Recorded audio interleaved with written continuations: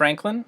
I'm from North Pole, Alaska, and this is my project for EE 101 Spring 2014 for the University of North Dakota, and it's about cathodic protection impressed current rectifiers.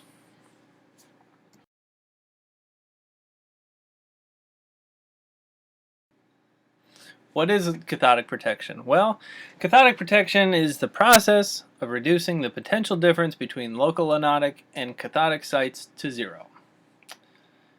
This results in zero current flow, which stops corrosion. Now what that means in everyday terms is, think of a steel pipe buried in the ground.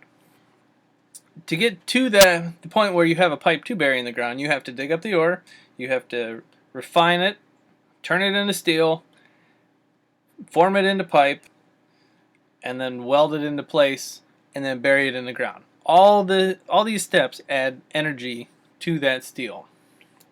Now nature wants to take that steel pipe and turn it back into iron ore, rust, because that's how it exists in a natural state in the ground, which is what the pipe is trying to get back to. By using protection, we can try to mitigate that. Now, where is cathodic protection used? It's used in oil field pipelines. You've got a bunch of derricks out in the middle of nowhere, and you've got to get the oil back to a processing plant. So there's that style of pipeline. I'm from Fairbanks, or live in the middle of Alaska near Fairbanks, and the Trans-Alaska Pipeline is nearby. So that has cathodic protection on it. One of the pipelines that I work on at work is about a 20-mile pipeline from a refinery to the airport, and that one also has cathodic protection, and I get to monitor that and go out and do a bunch of field tests, which I find very interesting. Where else is it used? It's used in water systems that still use steel pipe. There are some still in existence. Pretty much everything that's being installed now for water is done in a plastic pipe. Storage tanks, such as a big fuel storage tank or underground storage tank like at your house for fuel oil, that could have cathodic on it. Pretty much every house has a water storage tank with cathodic protection, in that hot water tanks use a magnesium anode, which is also the heating element. And that provides cathodic protection with internal cathodic protection with the tank itself. Airports, they have large infrastructures buried in the tarmacs, many of them. Some of them use fuel trucks, but there still is a large fueling infrastructure there to get fuel to the fuel truck itself. Offshore oil platforms use cathodic protection in more than one way. Yes, they have their steel pipe that they're putting down under the ocean floor, but they're also sitting on some pretty tall pylons that the seawater is trying to corrode.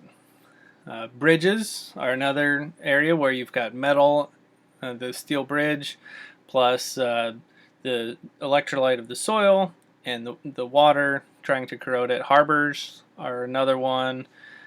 Derricks. Most people wouldn't recognize cathodic protection on a ship like a cruise liner or a grain or oil ship, but when the steel hull moves across the seawater, it is corroding. So you use coatings and cathodic protection to prevent that. Why is it used? To protect billions of dollars of infrastructure globally from corrosion. If you just bought a brand new steel-hulled boat, you probably want to keep it for a long time. It was a big investment. Or let's say you set up your own oil rig out in your backyard, and you manage to put in a $100,000 pipeline going because you had to go a ways to get to a processor. You're going to want to protect your investment. And unprotected structures could corrode and leak into the environment, which that's where the lawyers come in. And all of a sudden you're looking at fines from everybody, and Sierra Club's coming after you. You had an oil spill, and it would just be a terrible headache. So it's easier and cheaper in the long run to just use cathodic protection. Now there's a system which is a galvanic system. There's 4 components. You have an anode, usually zinc or magnesium, but there's other types. You have a cathode, which is what you're trying to protect, such as the pipeline. You have an electrolyte, which is the soil itself. Most of the time you would also find mixed into the soil a combination of gypsum, bentonite, and or sodium sulfate. It just depends on what the soil itself is around the site. And then you have an electronic path, because you need the electrons to flow somewhere. So you have a large gauge 2, 4, 6 gauge wire. It's called high molecular weight polyethylene. It's basically a fancy name for a very durable, thick plastic insulation on a stranded copper wire. The halar and the kynar are 2 other types of wire that are useful in corrosive environments. The other kind of cathodic protection system that exists is the impressed current system, and that's what I wanted to talk a little more about today. In that there's an actual electronic component to it, in addition to your anode, which is a different type of anode. Usually, like, we use mixed metal oxides where I'm at, but there's other types like graphite and aluminum. You have a cathode, which is again your structure to be protected, the pipeline or the tank or whatever. You have your backfill, the electrolyte. In this case, you also have a power source, and then again with the wiring.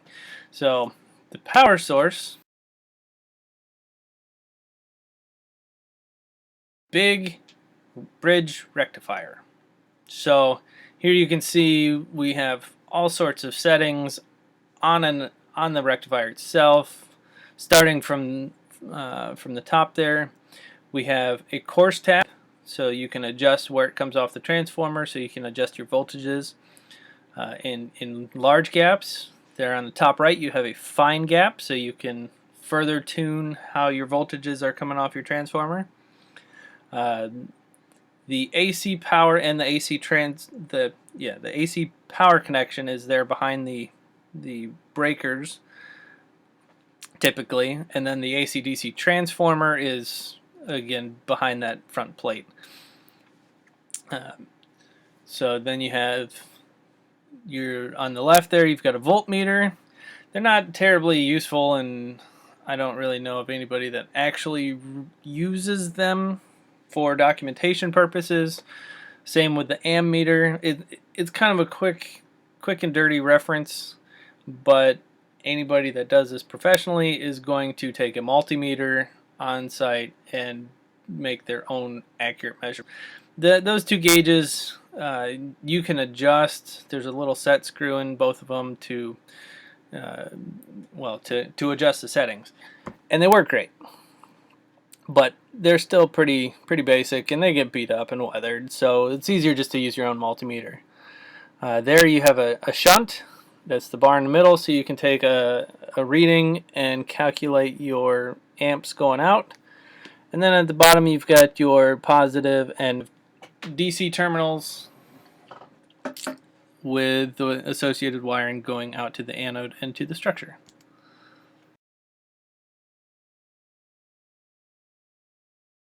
Well, basically what I just explained.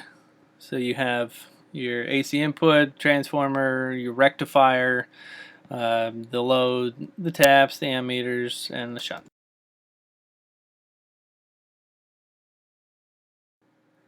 This is a generic schematic of how a single-phase rectifier would work. So again, it's basically just what I just described with all the, but from a schematic level.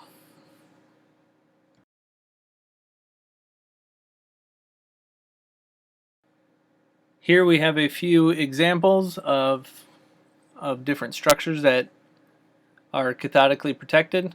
The underground storage tanks, those ones aren't actually being protected because they're just sitting there in storage. But it is a picture of one that, that's how it looks like before it gets buried.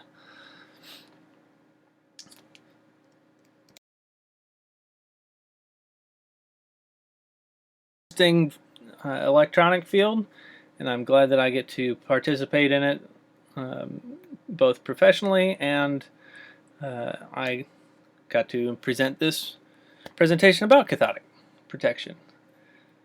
Thank you for listening.